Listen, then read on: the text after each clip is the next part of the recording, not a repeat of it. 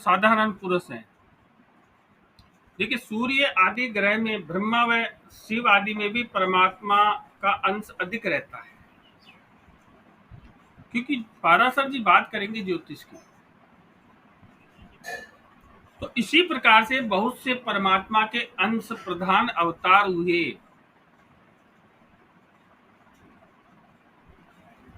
इन्हें जीवांश अधिक रहता है, मनुष्यों में जीवांश अधिक रहता है और देवताओं में परमात्मा का अंश अधिक रहता है।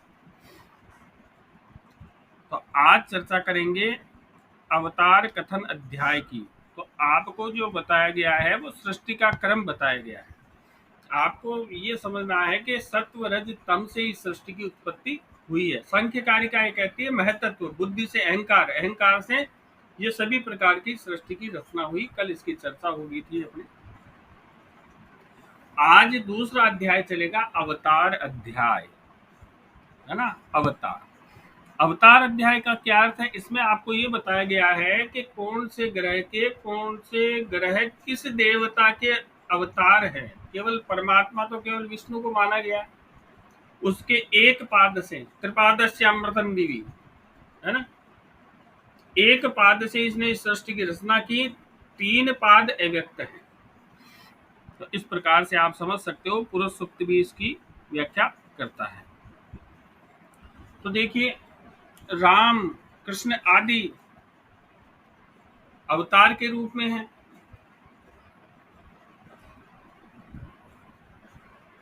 और उन्होंने मनुष्य का अवतार लिया, है ना। तो मैत्री जी पूछ रहे हैं पाराशर जी से कि मुनिराज आप बताइए, राम कृष्ण आदि शास्त्रों में जो विष्णु के अवतार का वर्णन हुआ, क्या आप उन्हीं को जीवांश में युक्त कहते हैं, जीव से युक्त?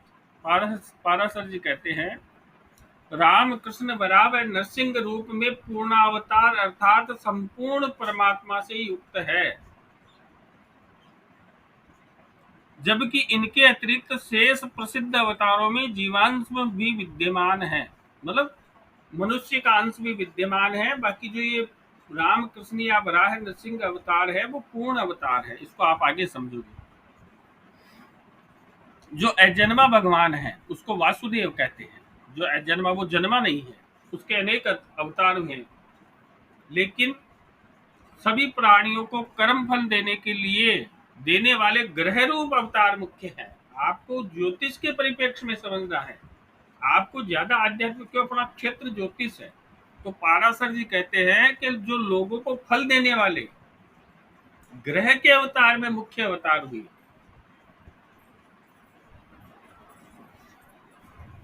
इसमें आप समझिए, अनेक अवतार हुए, लेकिन आज अपनी चर्चा होगी जो अवतार हुए ग्रह रूप में प्रतिष्ठित हैं, आज भी वो ग्रह रूप में प्रतिष्ठित हैं। और ये अवतार क्यों लिए भगवान ने? दैत्यों का नाश करने के लिए। भगवान ने कोई भी अवतार हुआ तो दैत्यों का नाश करने के लिए, बुराई का नाश करने के लिए, और देवताओं के बल बढ़ाने के लिए, धर्म की स्थापना के लिए भगवान ने अवतार लिया। भगवान ने अवतार क्यों लिया? भगवान ने अवतार लिया दैत्यों के नाश के लिए, देवों का बल बढ़ाने के लिए, और धर्म की स्थापना के लिए। धर्म संस्थापनार्थाय संभवामि युगे युगे, गीता कहती है ना, धर्म की स्थापना के लिए युगों युगों में मैं जन्म लेता हूं। अब देखिए, अब जो आपके मूल समझने की बात है ना, भगवान राम, पाराशर जी क्या कहते हैं, जो भगवान राम है वो सूर्यवंशी थे, सूर्य के अवतार थे, और उनका जो अंश है आज भी सूर्य में है। पाराशर जी का कहने का अर्थ ये है, यदि किसी सूर्य का उपाय करना है तो भगवान राम की कीजिए आप उपासना। ये पाराशर जी कहना चाहते हैं, है ना। और चंद्रमा, चंद्रमा चंद्रवंशी कृष्ण है। चंद्रमा जो भगवान कृष्ण है वो चंद्रमा के रूप में स्थापित है। कहते हैं ना, चंद्रमा की रानियां हैं सब, रोहिणी नक्षत्र विशेष प्रिय है ना। तो इस प्रकार से जो भगवान कृष्ण का अवतार हुआ वो चंद्रमा के रूप में आज भी स्थित है। पाराशर जी ये कहना चाहते हैं, पाराशर जी ये कहना चाहते हैं कि जो राम है वो आज भी सूर्य के रूप में स्थित है, उनका प्रत्यक्ष रूप है राम का। चंद्रमा का कृष्ण कृष्ण का चंद्रमा है ना। और मंगल देव को वो बताते हैं नरसिंह अवतार, बुद्ध देव को बताते हैं बुद्ध अवतार। तो इनसे आप उपाय भी बता सकते हो लोगों को। गुरु से वामन अवतार, शुक्र से परशुराम अवतार, शनि से कूर्मावतार, राहु से वराह अवतार, केतु से मत्स्य अवतार। तो इस प्रकार से मैंने आपको ये बता दिए हैं क्योंकि ये मूल है, आपको ये याद रखना है, इनको ये मूल है। ये जो भी ग्रह हुए हैं तो नव ग्रहों के रूप में पाराशर जी ने ये कहा है कि उनमें परमात्मा के अंश की दिखता है। परमात्मा के अधिकता के कारण ही इनका नाम खेचर है ना। खेचर, खेटा, खेचर का मतलब आकाशचारी है ना। तो इसलिए इनका नाम खेचर हुआ। परमात्मा के मात्रा इसमें अधिक है, परमात्मा के अंश की मात्रा इसमें अधिक है, इसलिए इनका नाम खेचर हुआ।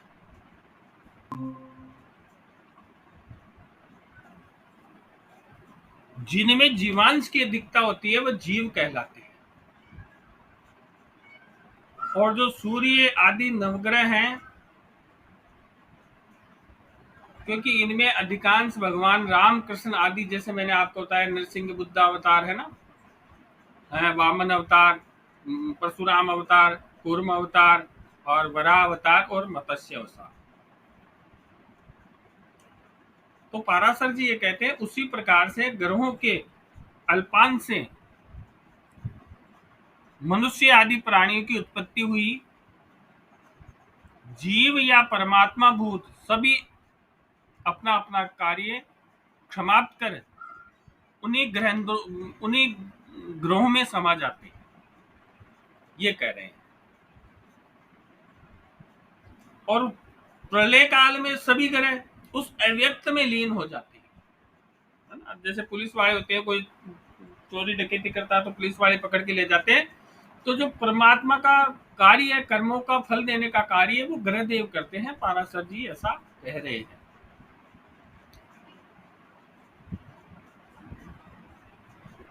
तो प्रलय काल में सभी ये जो ग्रह देव हैं वो अव्यक्त परमात्मा में लीन हो जाते हैं।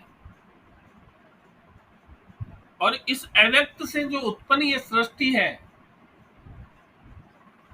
इसका रहस्य पाराशर जी ने आप लोगों को बताया। ये रहस्य है क्योंकि इसको जानकर ये आप भूत और भविष्य का ज्ञान प्राप्त कर सकते हो कि ग्रह देव है क्या, ये किनका अवतार है, भगवान का अवतार है। राम की पूजा करे वो सूर्य देव की पूजा करे, वो जो अवतार लिया है वो इन ग्रह देवों के माध्यम से इस सृष्टि का संचालन करते हैं, वही परमात्मा संचालन करते हैं।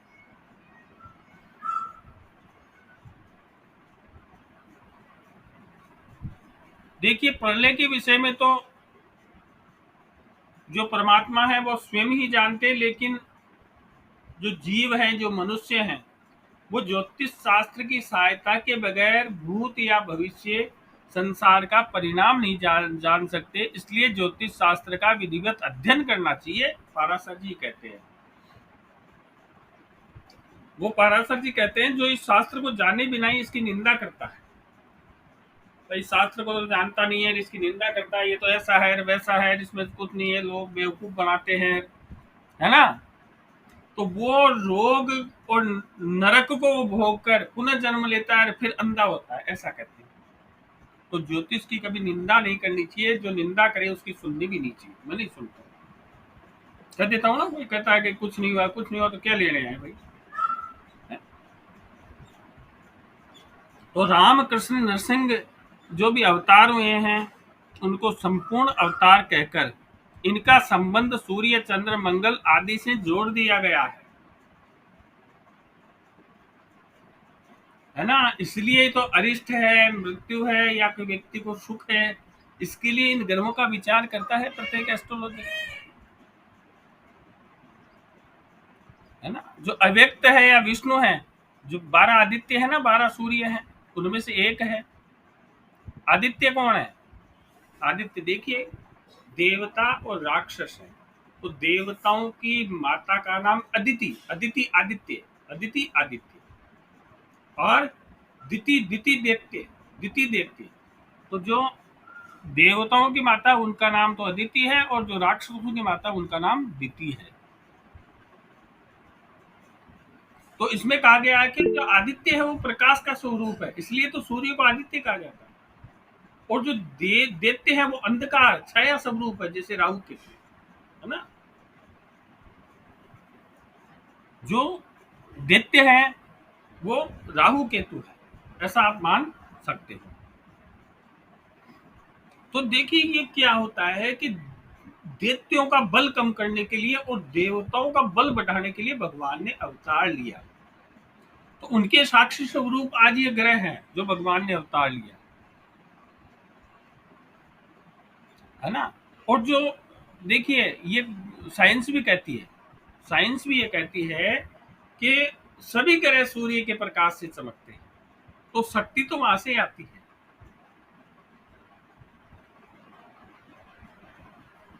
क्योंकि सूर्य से सारे ग्रह प्रकाशित होते हैं।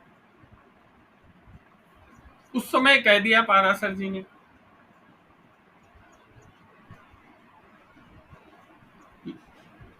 और वो सूर्य के अंडर में, सूर्य के प्रकाश से, वो कहते हैं ना सूर्य आत्म तत्व है, आत्मा है, निर्मलता है, आप कहते हो ना, इसीलिए तो वो कहते हैं।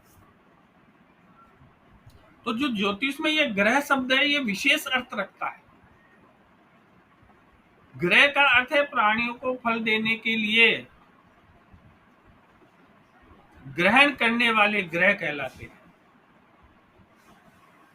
जो व्यक्तियों का फल ग्रहण करके रखते हैं, व्यक्तियों को फल देते हैं, इसलिए इनको ग्रह कहा जाता है।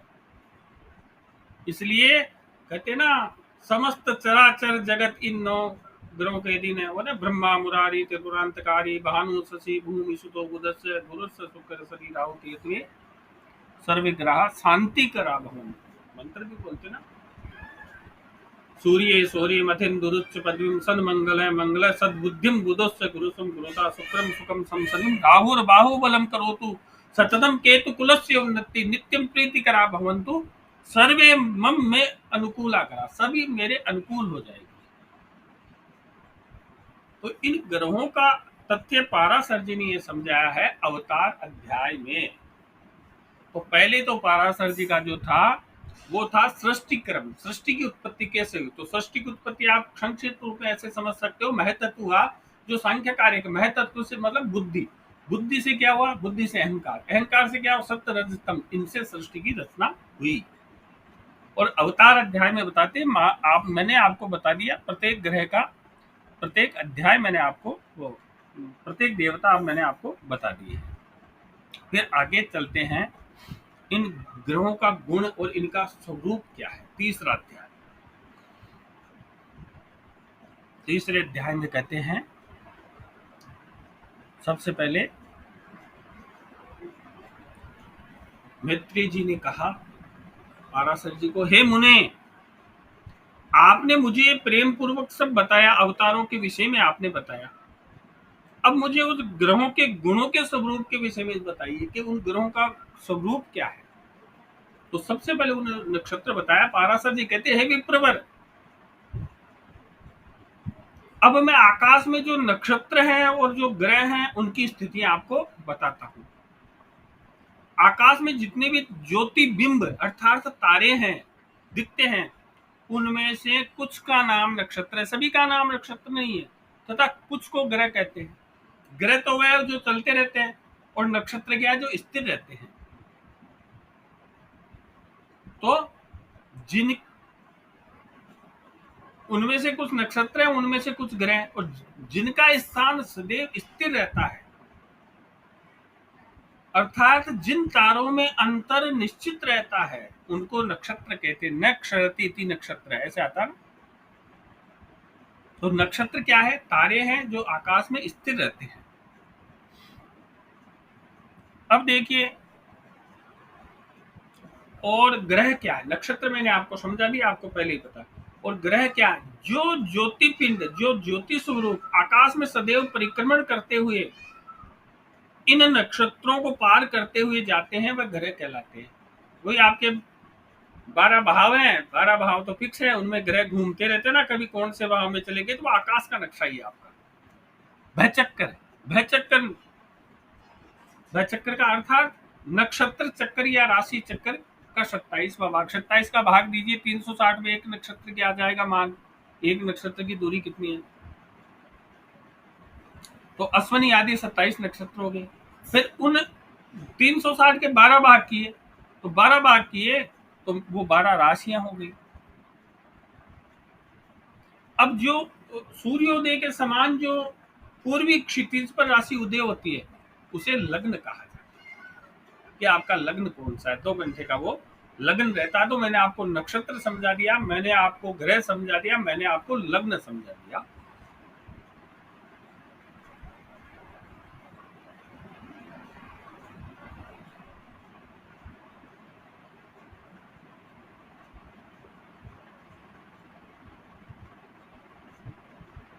एक तो होता है लग्न, एक होता है होरा लग्न। होरा लग्न होता है 1 घंटे का, है ना। होरा, होरा कितनी होती है? 24 घंटे में 24 होरा। और लगन कितने हो? 24 घंटे में 12। तो होरा लग्न, एक होरा कुंडली अलग होती है, वो षड्वर्ग में होती है आपकी, है ना। षोडश वर्गीय कुंडलियां होती है ना, उनमें होरा कुंडली, लगन कुंडली, होरा कुंडली। होरा कुंडली वो अलग है, होरा लग्न अलग है ना। होरा लग्न, होरा लग्न अलग है, होरा कुंडली अलग है। दोनों को अलग कीजिए। होरा का अर्थ होता है 1 घंटे का अलग, और लग्न कुंडली का अर्थ होता है 2 घंटे का अलग। तो पाराशर जी ने ये बातें आपको बताइए। अब ग्रहों का नाम बताते हैं। अथ ठेता रवि चंद्रो मंगलस्य बुधस्तथा गुरुः शुक्र शनि राहु केतवेश्चेत यथाक्रमण। सूर्य चंद्रमा मंगल बुध गुरु शुक्र शनि राहु व केतु ये क्रम से 9 ग्रह होते हैं। इनमें से सूर्य शनि मंगल तथा क्षीण चंद्र राहु एवं केतु पाप एवं क्रूर ग्रह तथा शेष ग्रह गुरु और शुक्र एवं चंद्रदेव तथा शुभ ग्रहों के साथ बुधदेव शुभ है। वैसे तो शुभ 2 ही है, गुरु ग्रह और शुक्र ग्रह, लेकिन चंद्रदेव जब शुक्ल पक्ष के होते हैं या पूर्णिमा के आसपास के होते हैं तो शुभ होते हैं। बुधदेव जिस ग्रह के साथ में, तो इस प्रकार से 4 ग्रह शुभ हो जाते हैं, है ना। वैसे जो हमेशा शुभ रहते हैं वो तो गुरु और देव शुक्रदेव है। क्योंकि आपको ज्ञान है इसलिए मैं थोड़ा इसमें आगे चल रहा हूँ। इसमें आपका प्रश्न हो तो पूछ सकते हो। तो देखिए, सूर्य देव समस्त चराचर जगत की आत्मा है, ये आपको पढ़ाया गया है। और चंद्रदेव क्या है? चंद्रदेव मन है। मंगल देव क्या है? पराक्रम है, व्यक्ति का मनोबल है। बुध देव वाणी, बृहस्पति ज्ञान व सुख का प्रतिनिधित्व करते हैं। शुक्र देव वीर्य दाता है, काम सुख का प्रतिनिधित्व करते हैं। और प्राचीन ऋषियों ने शनि देव को दुख का दाता माना। तो देखिए, सूर्य आत्मा है, चंद्रदेव मन है, मंगल देव पराक्रम है व्यक्ति का, बुध देव वाणी है, बृहस्पति देव ज्ञान है, सुख है, शुक्र देव वीर्य दाता काम सुख है, और शनिदेव दुख के कारक माने हैं। अब इनमें पदवी बताते हैं। सूर्य की राजा की पदवी है, चंद्रमा की राजा की पदवी है। पाराशर जी राजा बताते हैं, दोनों को राजा बताते हैं। मंगल की सेनापति की पदवी है, बुद्ध की राजकुमार की पदवी है, गुरु और शुक्र की मंत्री की पदवी है, शनि की दास की पदवी है, राहु केतु को सेना के प्रतिनिधि बताया गया है। सेना की टुकड़ियां होती ना, उनके राहु केतु को उनका प्रतिनिधि बताया गया। तो इस प्रकार सूर्य आदि ग्रहों के इन बलाबल को देखकर आपको फलादेश का विचार करना चाहिए। अब आगे चलते हैं ग्रहों का वर्ण। सूर्य का रंग लाल है, शहद के जैसा, लाख के समान। लाल रंग है मिश्रित सांवला, मतलब शहद जैसा होता है वैसा है। चंद्रमा गौर वर्ण है। मंगल देव लाल कलर का है। बुध देव घास के समान, जैसे दोब होती है ना, बुद्धि उसके समान उनका कलर होता है ना, हरी दोब होती है। गुरु गौर वर्ण है। शुक्र चितकबरा और सूर्य पुत्र शनि काले रंग का प्रतिनिधित्व करते हैं। राहु केतु को भी शनि देव के समान ले लेते हैं, पाराशर जी ने नहीं लिखा। देखिए अब इनके देवता बताते हैं। इनके देवता बताते हैं।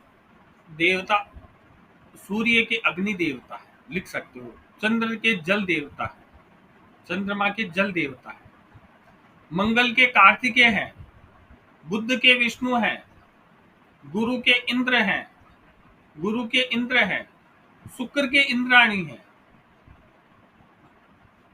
और शनि देव के ब्रह्मा है। इस प्रकार से पाराशर जी ने इन ग्रहों के देवता बताए गए हैं।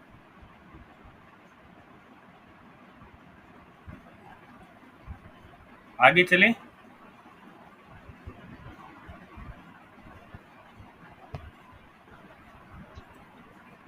आगे चले। जी गुरुजी। अब देखिए वो कहते हैं कि इसमें नपुंसक कौन से ग्रह हैं, इसमें स्त्री कौन से ग्रह है और पुरुष कौन से ग्रह हैं। तो बुध और शनि नपुंसक है, पाराशर जी कहते हैं। और स्त्री ग्रह है चंद्रमा और शुक्र। सूर्य मंगल गुरु को पुरुष ग्रह कहा।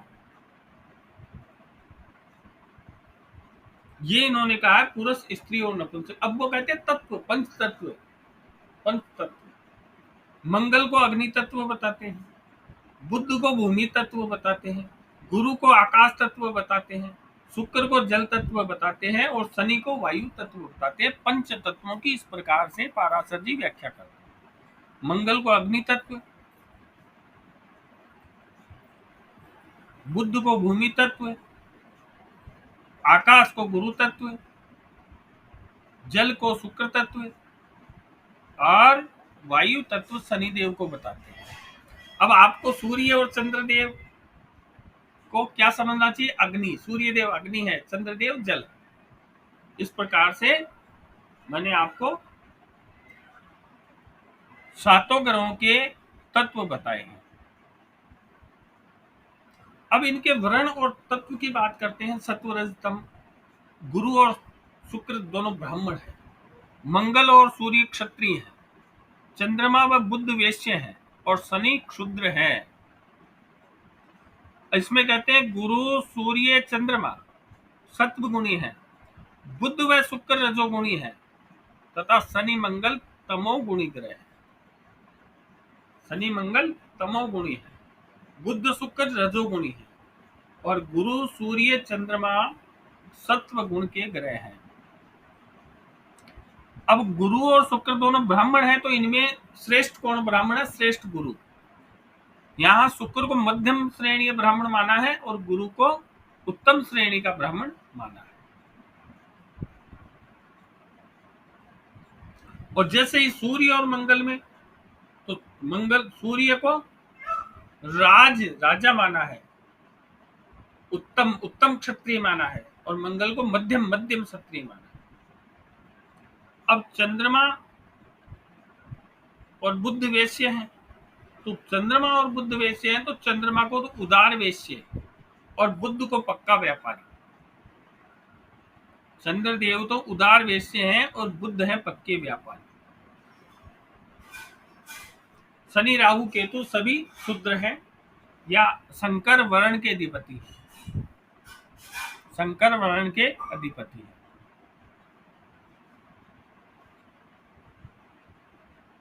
जी, जो जो मैंने पढ़ा है एक बार आप कोई रिवीजन कर सके तो आप कर दीजिए, फिर आगे चलते हैं।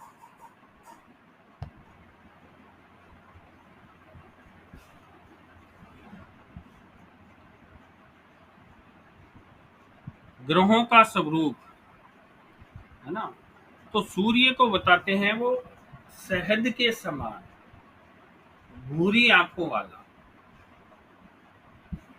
और जो सूर्य जिसका प्रधान होगा, सूर्य देव का शरीर बताते हैं लंबाई चौड़ाई समान बताते हैं। सूर्य का बताते हैं शहद के समान भूरी आंखों वाला और लंबाई में चौड़ाई युक्त शरीर वाला, पवित्र आचरण करने वाला, उसकी आचरण बताते पवित्र आचरण करने वाला, पित्त प्रधान प्रकृति, सूर्य देव की पित्त प्रधान, वात पित्त कफ तीन प्रकृति होती है जो आयुर्वेद में बताई गई है, तो इनकी पित्त प्रकृति होती है। बुद्धिमान है, यदि सूर्य देव जन्म लगन कुंडली में आपके उच्च के हैं तो वो व्यक्ति बुद्धिमान है, उसकी बुद्धि का मुकाबला नहीं है, आप देख लीजिएगा। तो ये फलादेश इस प्रकार से किए जाएंगे। और कम बालों वाला, जिसके बाल कम हो जाते हैं ना, वो कम बालों वाला, यदि गुरु का प्रभाव होगा तो बाल अधिक होंगे। शायद सिर पे बाल नहीं होता है ना कईयों के, या कोई स्त्रियों के बाल लंबे नहीं होते तो उनका गुरु का प्रभाव नेगेटिव होता है, ये समझ सकते हो, लंबे बाल नहीं है ना। सूर्य का प्रभाव भी हो सकता है, लंबे बाल नहीं होते, है ना, और लंबे बाल हो तो गुरु का प्रभाव होगा, बाल किसी के ठीक है तो गुरु का प्रभाव होगा, बाल कम है तो सूर्य का प्रभाव होगा। तो कम बालों वाला है सूर्य। तो इस प्रकार से आप फलादेश में देख सकते हो, सूर्य देव उच्च के हैं तो कह दीजिए बाल कम है आपके। चंद्रदेव, चंद्रदेव कफ प्रकृति है, पाराशर तो वात कफ वाला कहते हैं, लेकिन मैं कहता हूँ कफ प्रकृति, है ना। और चंद्रदेव भी उच्च के होंगे, बुद्धिमान है। चंद्रदेव क्या, चंचल, रुकते नहीं है ना, एक महीने में पूरी परिक्रमा कर देंगे, चंचल है, चंचल स्वभाव के हैं। कामातुर, कामातुर शब्द का अर्थ होता है इच्छाओं की पूर्ति, किसी भी प्रकार की इच्छा हो, इंद्रियों की इच्छा, किसी भी इंद्रिय की, जिह्वा इंद्रिय की हो सकती है, किसी भी इंद्रिय की इच्छा हो सकती है, उसको कामातुर बोलते हैं। गोल मटोल शरीर वाला,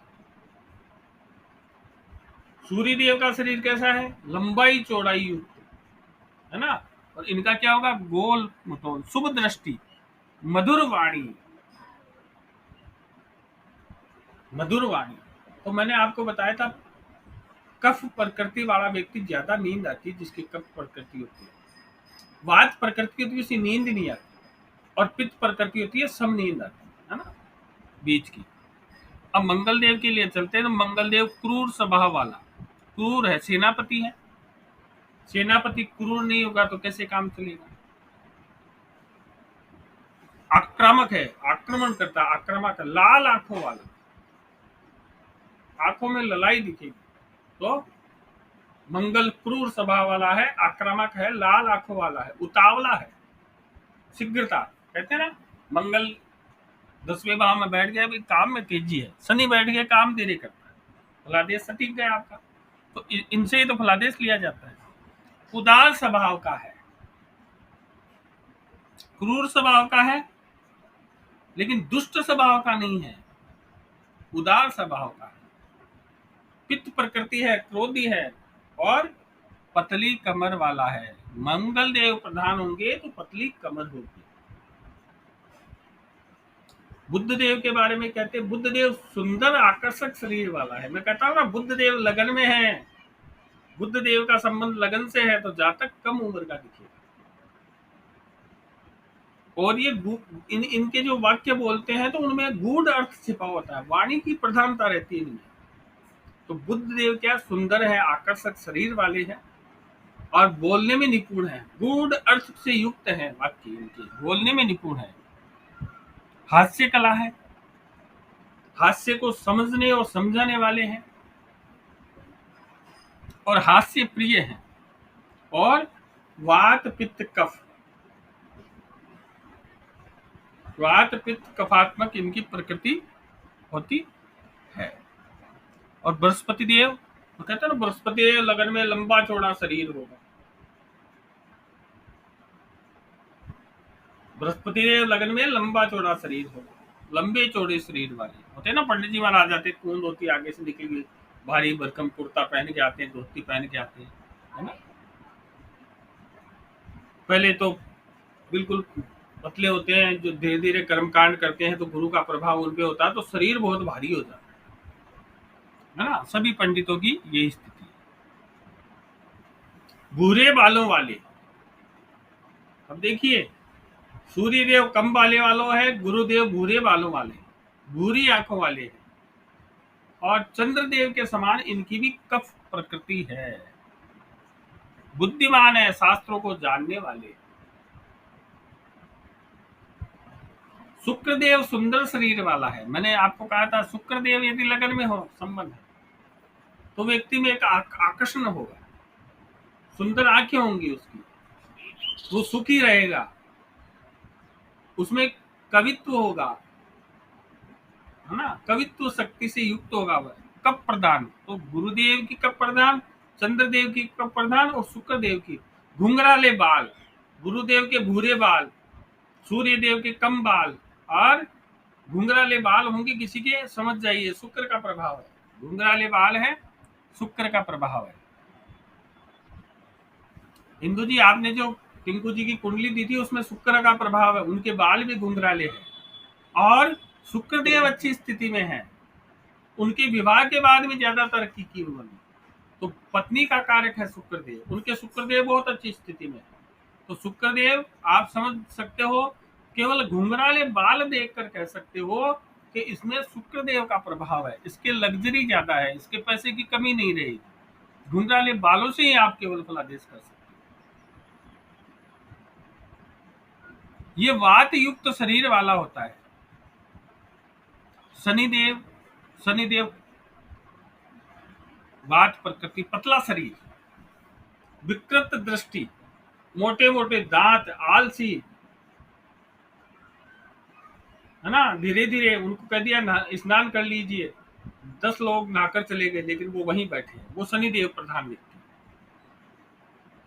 मोटे मोटे बाल, है ना, प्रत्येक चीज मोटे मोटे रोम उनके देखोगे। रोम रोम मतलब जो हाथ पांव पे होते हैं ना, बाल होते हैं, तो वो मोटे मोटे होंगे, कहीं भी उनके मोटे मोटे बाल होंगे, रूखे बाल होंगे, है ना। धुएं के समान उनका सांवला शरीर होगा, वनवासी होंगे, उनका आकार भयंकर होगा। वायु प्रधान प्रकृति होती है, मैंने बताया, क्योंकि जॉइंटों में दर्द होता है। शनिदेव जॉइंटों के कारक है, तो वात के कारण वो प्रत्येक जॉइंट का प्रतिनिधित्व करते हैं, जैसे कल नैना जी ने भी समझाया है। तो इस प्रकार राहु केतु का भी आप शनि के समान ले सकते हैं। अब देखिए, जन्म के समय सबसे बलवान ग्रह कौन सा है, या लग्नेश कैसा है। सबसे बलवान ग्रह देखिए, लगन देखिए, लग्नेश देखिए। तो पाराशर जी ये कहते हैं,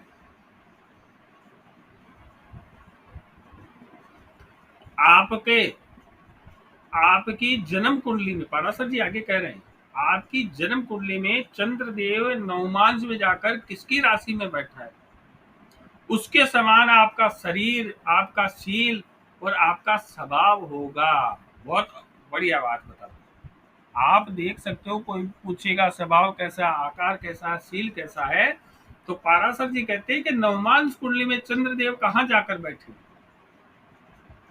उस राशि को देखिए, उस राशि के स्वामी के समान आप बता सकते हो। व्यक्ति का स्वभाव आप निर्णय कर सकते हो, व्यक्ति का आकार निर्णय कर सकते हो। तो ये महत्वपूर्ण सूत्र आपके सामने आया है, स्वरूप क्या है। तो देखिए,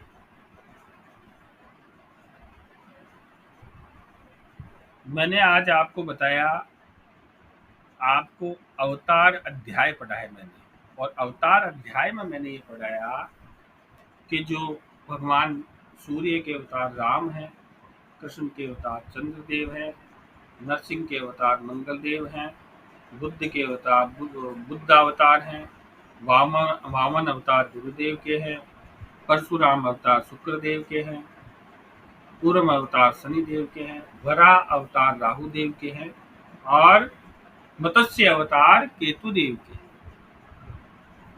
इस प्रकार से अवतार अध्याय में ये बताया। तीसरा अध्याय आता है ग्रह गुण स्वरूप अध्याय।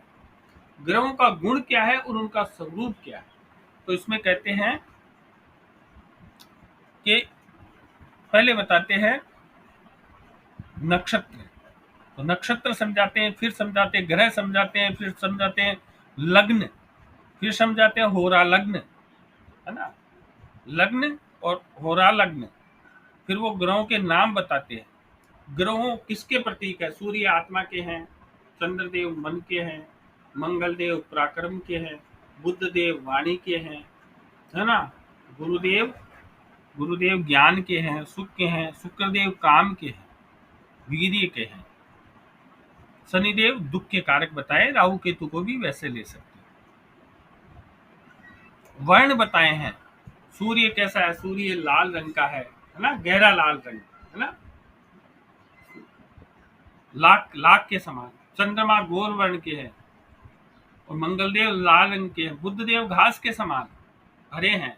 गुरुदेव गोर वर्ण के, शुक्रदेव चितकबरा है ना, और सूर्य पुत्र शनि काले रंग के हैं। ग्रहों के देवता बताए हैं।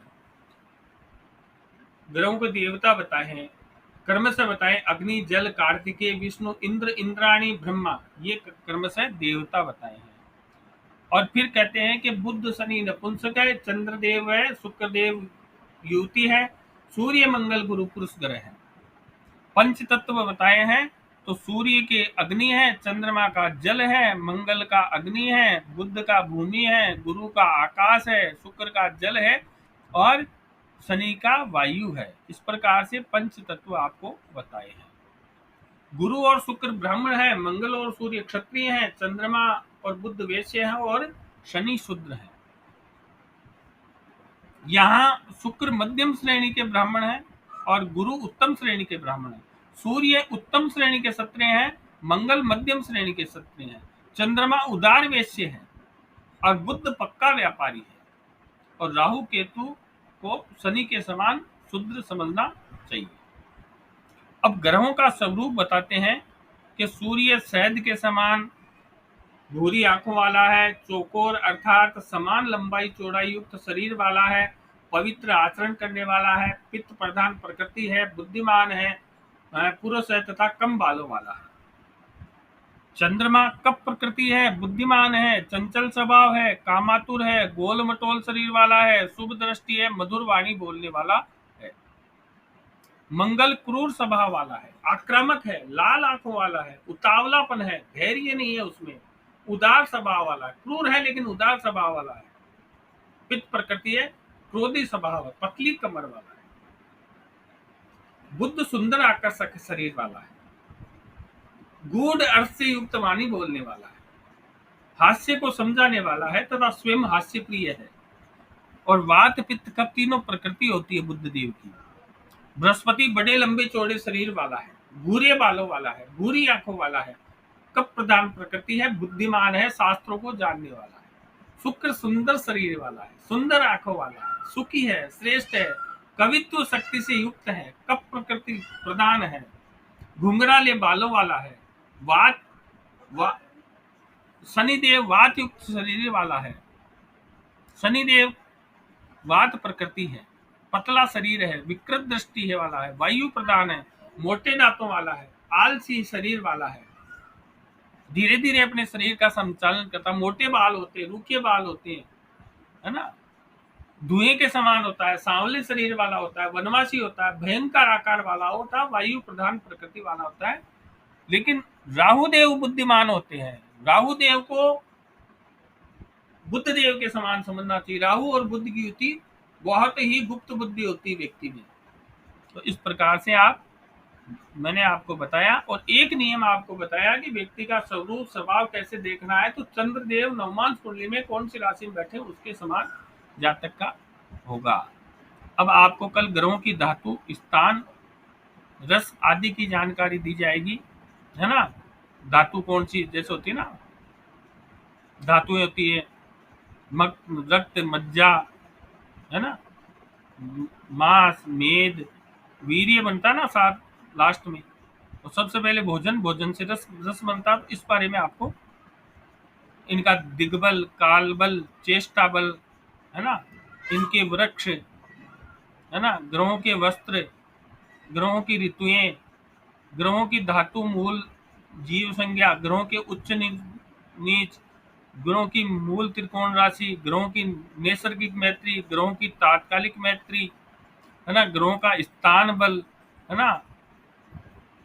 और जैसे ये मानवी होते हैं, है ना, कुछ उपग्रह होते हैं ना जिनका स्थान नहीं, लेकिन गुलिक, कालवेला, यमघंट, मृत्यु घड़ी, ये सब गुलिक लगन कैसे साधन करते हैं, प्राणपद, है ना। तो ये सारी चीजें आपको कल बताई जाएगी। अब इसमें आपको कुछ पूछना है तो आप पूछ सकते हो। कोई कुंडली लगाना चाहे तो कोई कुंडली लगा सकता है।